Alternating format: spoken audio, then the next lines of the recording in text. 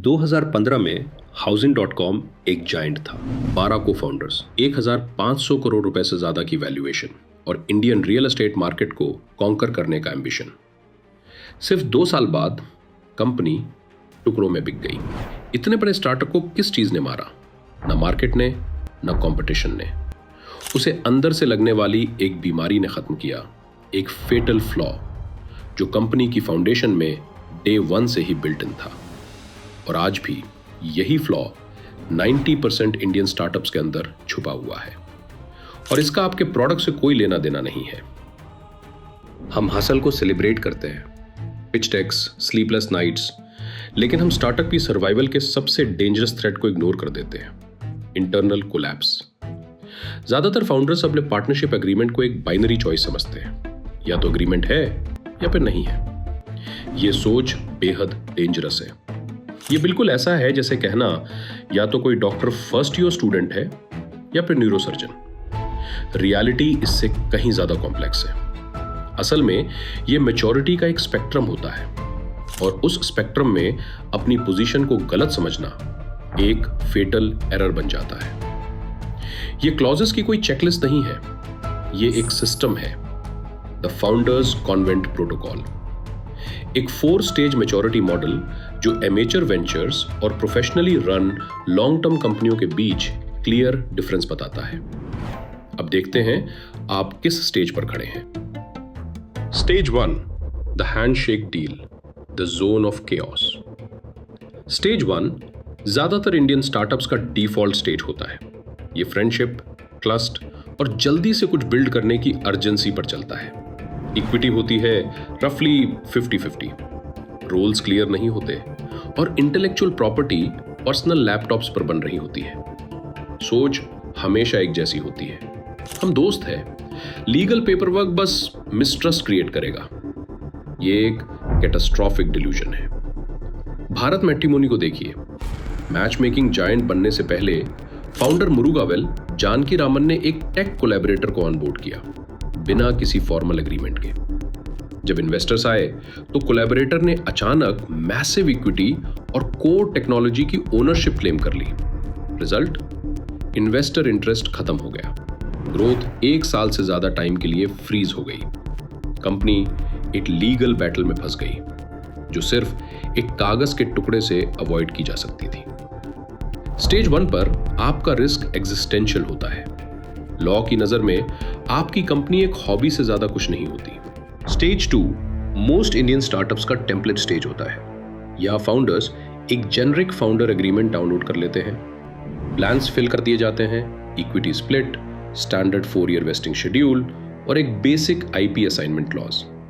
Box tick हो जाता है। फाउंडर्स को लगता है अब हम सेफ हैं। लेकिन सच ये है, आपने सिर्फ एक फेंस बनाया है और गेट खुला छोड़ दिया है।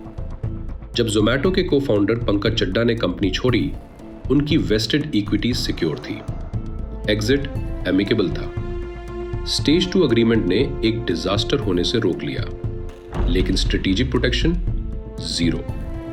सोचिए, एक ऐसा फाउंडर जिसके पास आपकी कंपनी का 10 साल का इंस्टीट्यूशनल नॉलेज हो, उसके लिए नॉन कंप्लीट टर्म्स क्या है और नॉन सॉलिसिटेशन का क्या, जो उसे वही 18 पोच करने से रोके जिसे बनाने में उसने हेल्प की थी। स्टेज 2 एग्रीमेंट अर्ली डेथ से तो बचा लेता है, लेकिन स्ट्रेटेजिक वॉर लड़ने के लिए कोई वेपन नहीं देता।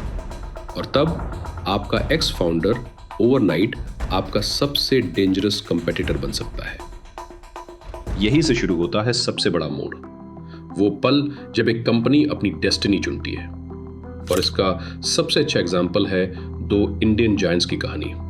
Housing.com 12 को फाउंडर्स के साथ स्टेज 1 का कियोस्क था, जो एक कंपनी जैसा दिख रहा था। जब लीडरशिप अनस्टेबल हुई, बोर्ड के पास कोई प्लेबुक नहीं थी, फाउंडर रिमूवल के लिए कोई क्लॉज नहीं, कोड ऑफ कंडक्ट डिफाइन नहीं था, कॉन्फ्लिक्ट रिजॉल्व करने का कोई प्रोसेस नहीं। रिजल्ट, एक पब्लिक सर्कस जिसने ब्रांड वैल्यू डिस्ट्रॉय कर दी और कंपनी को फायर सेल तक पहुंचा दिया। अब फ्लिपकार्ट को देखिए। सचिन और बिनी बंसल ओपनली डिसएग्री करते थे, लेकिन उनके एग्रीमेंट्स शुरुआत से ही स्ट्रांग थे। डिसीजन मेकिंग पावर साफ लिखी हुई थी, डिस्प्यूट रेजोल्यूशन डिफाइंड था और सबसे जरूरी क्लियर एग्जिट प्रोटोकॉल्स मौजूद थे। इसलिए जब वॉलमार्ट $16 बिलियन का चेक लेकर आया तो केओस नहीं हुआ। सचिन बंसल का एग्जिट क्लीन और फास्ट था। इसलिए नहीं कि सब एक दूसरे से एग्री करते थे, बल्कि इसलिए कि डिसएग्री करने के रूल्स सालों पहले लेके जा चुके थे।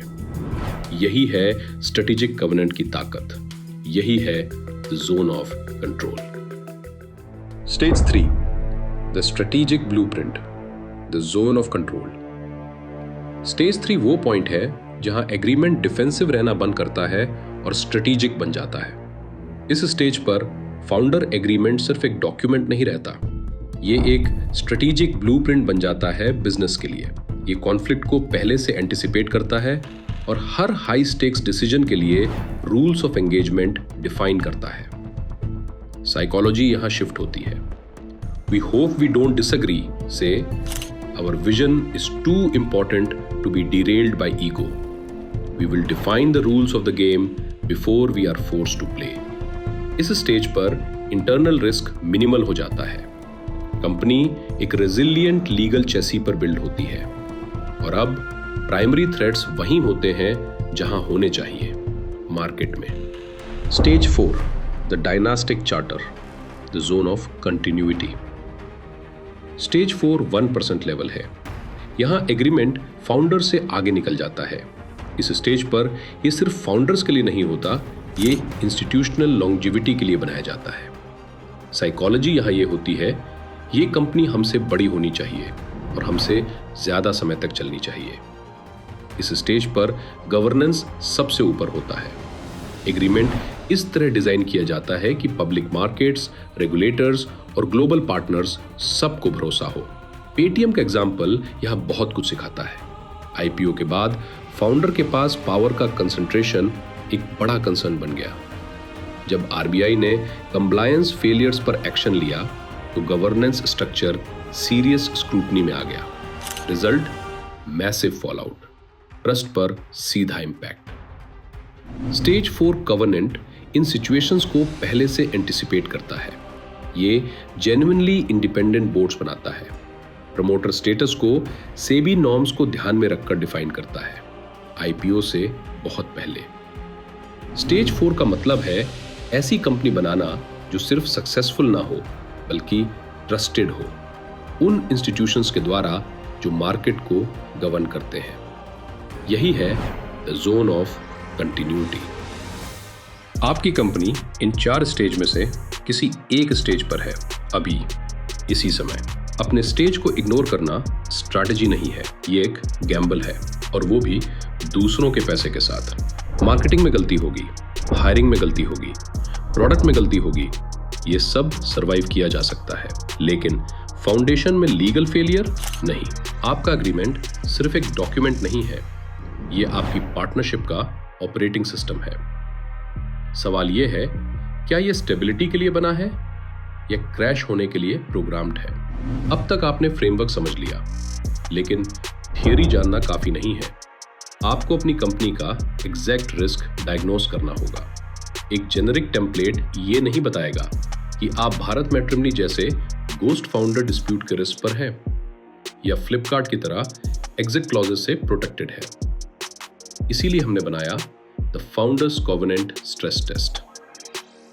ये कोई और डॉक्यूमेंट नहीं है, ये एक पावरफुल डायग्नोस्टिक टूल है, एक 20 पॉइंट इंटरैक्टिव स्कोर कार्ड जो आपकी एग्जैक्ट मैच्योरिटी स्टेज आइडेंटिफाई करता है और फिर आपके सेटअप को रियल वर्ल्ड सिनेरियोस पर स्ट्रेस टेस्ट करता है। वही सिचुएशंस जिन्होंने Housing.com जैसी कंपनीज को तोड़ दिया। सिर्फ 30 मिनट्स में आपको क्लियर आंसर मिल जाएगा आपकी कंपनी का सबसे बड़ा इंटरनल थ्रेट क्या है। ये इन्वेस्टमेंट नहीं है, ये सर्टेनिटी की कीमत है। लिंक डिस्क्रिप्शन में है, अभी क्लिक कीजिए और मूव कीजिए द जोन ऑफ केओस से द जोन ऑफ कंट्रोल की तरफ।